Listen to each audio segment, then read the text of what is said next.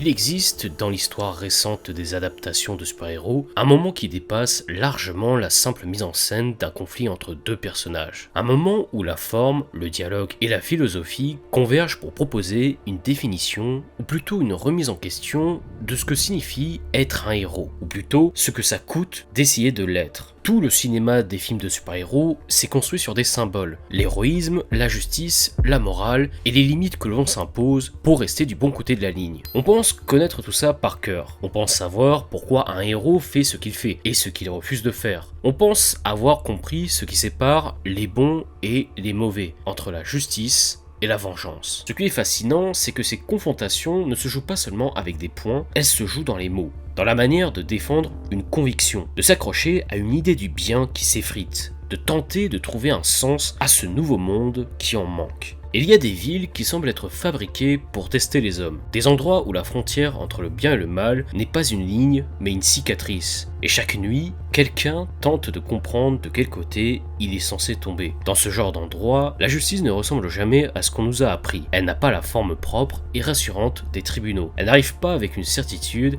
une règle ou un verdict. Parfois, elle se présente sous la forme d'un choix impossible où chaque option semble déjà être une erreur. Et quelque part, au milieu de cette ville, deux visions du monde finissent toujours par se croiser. Et aucune n'est complètement juste ni complètement fausse. Depuis des années, Daredevil tente de tenir ensemble ces deux mondes. Il s'est construit un équilibre au-dessus d'un gouffre moral en se persuadant qu'il existe une façon propre de faire justice, une façon qui n'exige jamais de franchir certaines limites. Mais plus Hell's Kitchen s'effondre autour de lui, plus ce mensonge devient difficile à porter. C'est dans ce climat de tension, de fatigue et de doute, presque de désespoir, que surgit quelqu'un qui ne partage aucune de ses hésitations. Quelqu'un qui ne croit ni en la rédemption, ni en la nuance, ni en la patience. Quelqu'un qui fait en quelques jours ce que Daredevil a toujours refusé de faire.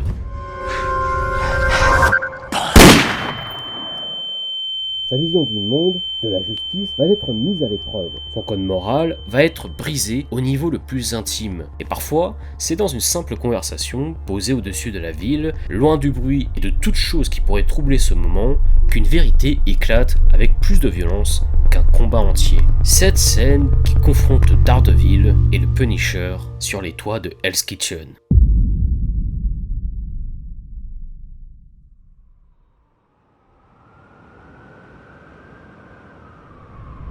Le bien et le mal. Parfois, la délimitation est extrêmement claire. Parfois, elle est plus floue. Tu as besoin de te reposer. Il y a un vaste fossé entre l'inaction et le meurtre, Mathieu.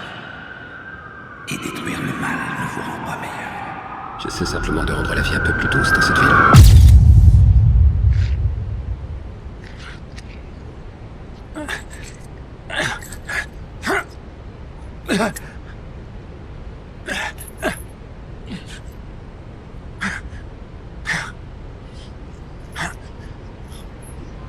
Bonjour, Trésor.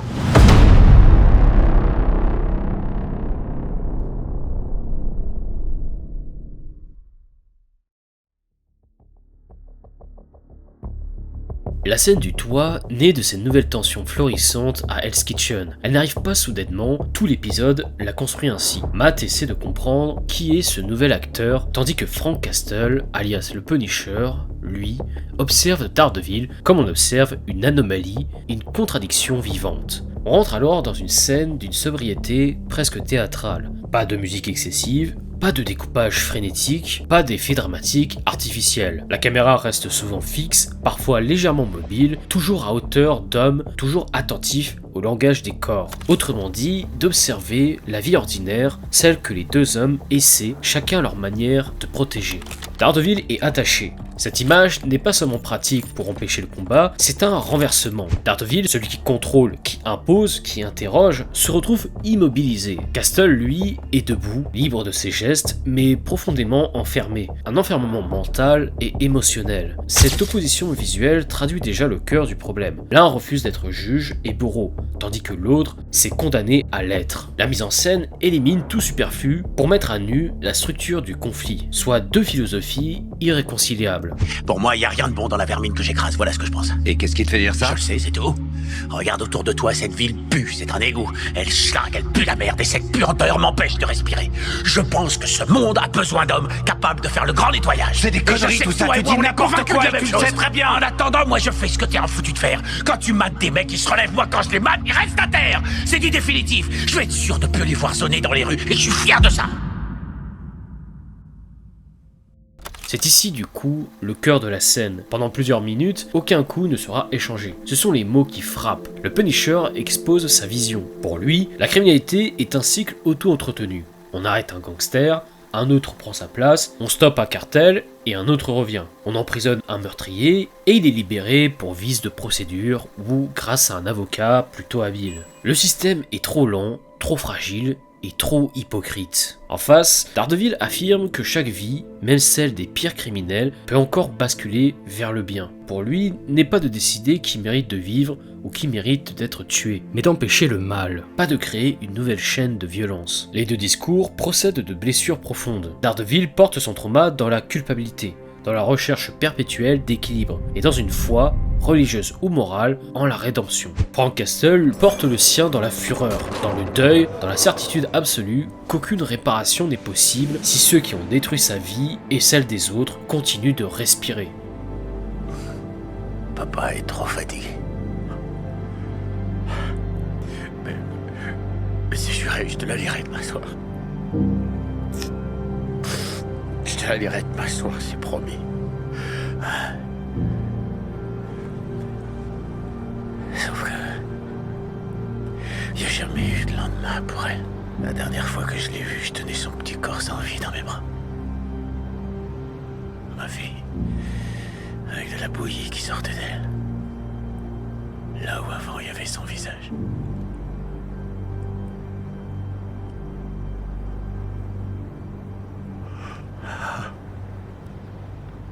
Je crois que j'ai fini. L'homme rouge. Je crois que j'ai fini.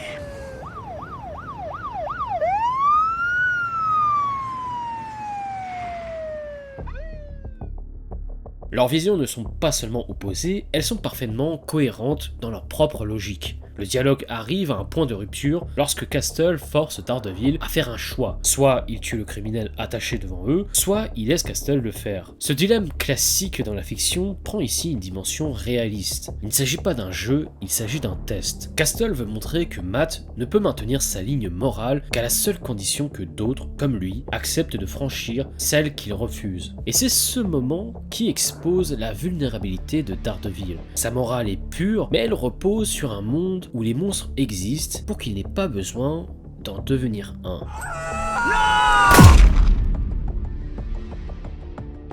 Pour Matt Murdock, la justice n'est pas seulement une valeur morale, c'est avant tout une croyance. Une croyance forgée dans la douleur, dans l'éducation, dans la culpabilité et surtout dans la foi catholique. Dès sa jeunesse, la religion n'est pas vécue comme un refuge, mais comme un rappel constant. Il existe le bien et le mal, et nous sommes responsables de ce que nous choisissons d'être, pas seulement devant la loi, mais devant Dieu. Et cette idée, Matt l'a tellement intégrée qu'elle est devenue le centre de son identité. Lui, l'avocat aveugle qui combat pour la justice le jour, et le justicier masqué qui combat pour la justice la nuit. Toujours avec une seule obsession, ne jamais franchir la ligne. Parce que franchir la ligne, c'est-à-dire tuer, serait considéré comme une trahison de ses principes. Une façon pour lui de perdre son âme. Les hommes se servent souvent des atrocités commises par leurs ennemis pour justifier leur propre comportement. Donc la question que vous devez vous poser est la suivante. Est-ce que le problème, c'est que vous ne voulez pas tuer cet homme alors que vous devriez, ou que vous ne devriez pas le tuer alors que vous voudriez? C'est là que l'épisode fait quelque chose de brillant, car il confronte un homme qui ne croit en rien, pas en Dieu, pas en la société, pas en la justice, un homme qui n'a presque plus d'espoir et qui, justement, pour cette raison, pense voir la réalité mieux que les autres. Grossièrement, le Punisher lui fait comprendre que les criminels que Daredevil arrête ne sont finalement que des jouets, alors que Castle, lui, arrête le jeu pour de bon. Mais peut-être que pour Daredevil, la réponse sur est-ce qu'il faut laisser un criminel en vie ou pas ne nécessite pas forcément pour lui un argument légal, moral ou même pragmatique. Il s'agit peut-être avant tout d'un acte de foi, parce que son refus de tuer n'est pas vraiment rationnel. C'est même d'ailleurs inefficace dans la logique du Punisher. C'est un refus métaphysique. Ce que Matt protège avant tout, ce n'est pas seulement la vie des criminels, c'est l'idée même que chaque être humain peut encore être sauvé, que même s'il reste ne serait-ce qu'une petite lueur de lumière, il faut la protéger, quoi qu'il advienne. T'as jamais eu des doutes, Franck? Alors là, pas le moindre. Vraiment? Tu t'es jamais dit ne serait-ce qu'une seconde? Merde, je viens de tuer un être humain.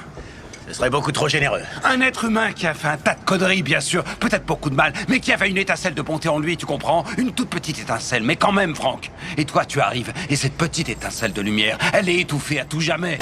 Un principe qu'on peut qualifier de purement chrétien, personne n'est à jamais perdu. Aucun péché n'est irrémédiable, le mal n'est jamais une identité, toujours peut-il être racheté. Mais pour le Punisher, certaines personnes sont irrémédiablement mauvaises, que la société les ait condamnées ou pas d'ailleurs. Il pense que la rédemption n'existe pas, que la frontière entre le bien et le mal est assez claire, simple et définitive. Face à lui, Matt est incapable d'abdiquer cette idée, même lorsqu'elle le détruit. Parce que s'il tue, s'il franchit cette ligne, alors il n'est pas juste en train d'abandonner un principe, il est en train d'abandonner Dieu. Et avec Dieu, tout ce qui le tient encore debout. Le sens, l'ordre moral, la possibilité du pardon qu'il n'a jamais reçu pour lui-même. Et au milieu de ce débat, Matt Murdock ne combat pas pour protéger les innocents. Il combat pour protéger l'idéal qu'il a de lui-même, l'idéal que sa foi lui impose, l'idéal dont il est prisonnier. Daredevil, d'une certaine façon, devient alors un personnage tragique. Il se bat pour un monde qui n'existe peut-être plus, mais qu'il refuse d'abandonner. Parce qu'abandonner ce monde, ce serait perdre la foi,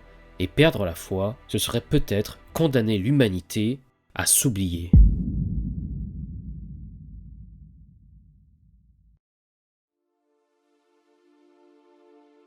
Merci à tous d'avoir regardé cette vidéo, j'espère qu'elle vous aura plu. N'oubliez pas de lâcher le pouce bleu, de mettre un commentaire et de vous abonner si ce n'est pas déjà fait, aussi d'activer la cloche de notification pour ne rien rater des prochaines vidéos. Si vous avez un Twitter, n'hésitez pas aussi à me rejoindre sur le réseau X, lien de mon compte en description. Et si vous vous sentez l'âme un peu généreuse, n'hésitez pas aussi à rejoindre la chaîne en souscrivant. Ça vous permet d'apporter un petit soutien financier à la chaîne et ainsi contribuer à son évolution. Sur ce, je vous dis à très bientôt pour une prochaine vidéo. Ciao tout le monde.